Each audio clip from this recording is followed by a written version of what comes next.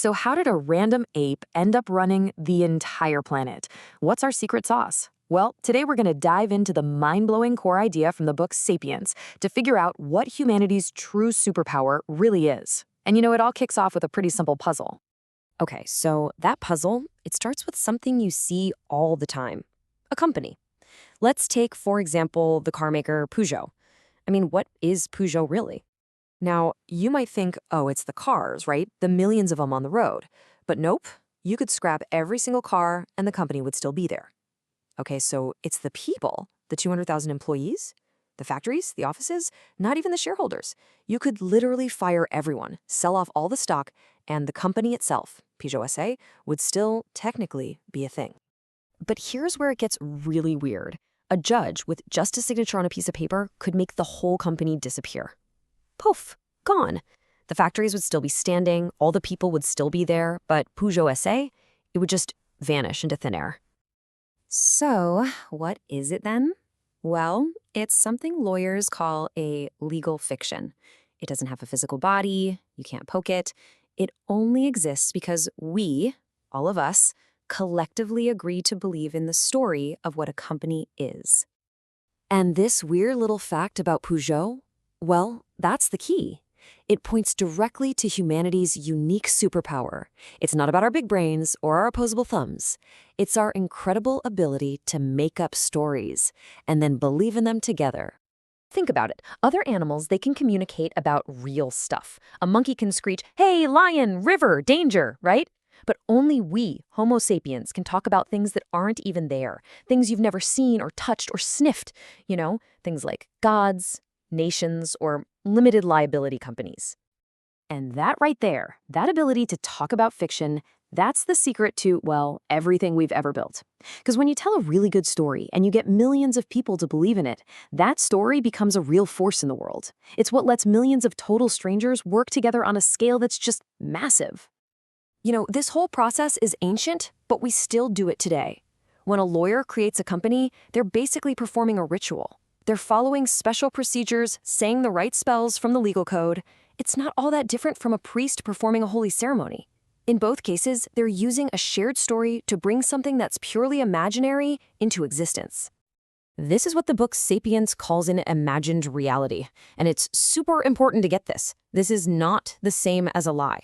A lie is when I know there's no lion down by the river, but I tell you there is one to scare you. An imagined reality is when we all believe there's a lion by the river. Our shared belief is what makes it powerful. It's what makes it real in its consequences.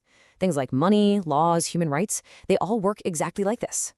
So ever since we developed this ability, this cognitive revolution, we sapiens have been living in a kind of dual reality. We're constantly juggling two different worlds at the very same time. So on one side, you've got objective reality, physical stuff. Rivers, trees, lions, things that are there whether we believe in them or not. But on the other side, you've got this imagined reality that we've built on top of it. The world of gods, of nations, of corporations. And so many of the things we hold most dear, they only exist in this imagined world. Take the idea of rights, for instance. It's a hugely powerful, incredibly important story we tell ourselves, but it's not a biological fact. It's not written in our DNA. This slide just illustrates the difference so perfectly. If you try to translate the beautiful words of the American Declaration of Independence into the cold, hard language of biology, the ideas just fall apart. They don't compute. From a biological perspective, evolution is all about difference, not equality.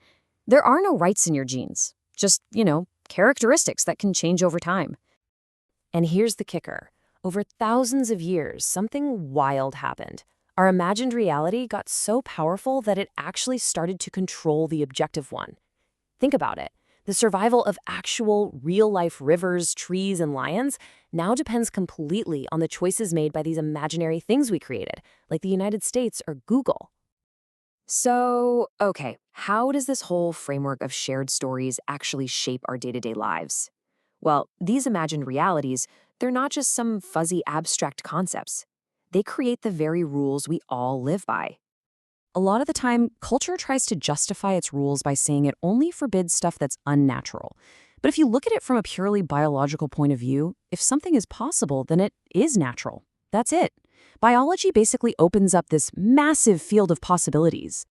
And that's the crucial point, right here. It's our culture, using the power of stories, that steps in and takes that huge, wide-open field of what's biologically possible and narrows it way down. It creates the specific rules, the do's and don'ts that define any given society. And this superpower of ours, this unique ability to invent and share fictions, it has launched our species on a path that is totally unprecedented. And honestly, a little terrifying. I mean, look at this. In what is basically the blink of an eye in cosmic terms, we went from being just another animal, kind of minding our own business in Africa, to being the undisputed masters of the entire planet.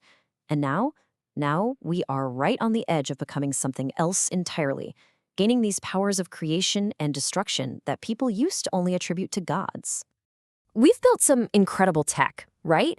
We've gone from canoes to space shuttles. We've mastered our environment in ways our ancestors couldn't even dream of.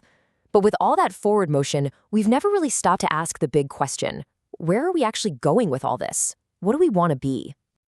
And that leaves us in a really tricky spot. We have this godlike power to change the world, to change life itself, but we don't really have any idea what to do with it. We've got all this power, but no clear purpose for how to use it. Which brings us to the final haunting question that Sapiens leaves us with, a real thought to chew on.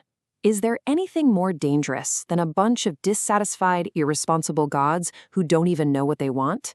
We used our superpower of imagination to become gods. Now the question is, what do we do with all that power? Now that there's no one to answer to but us.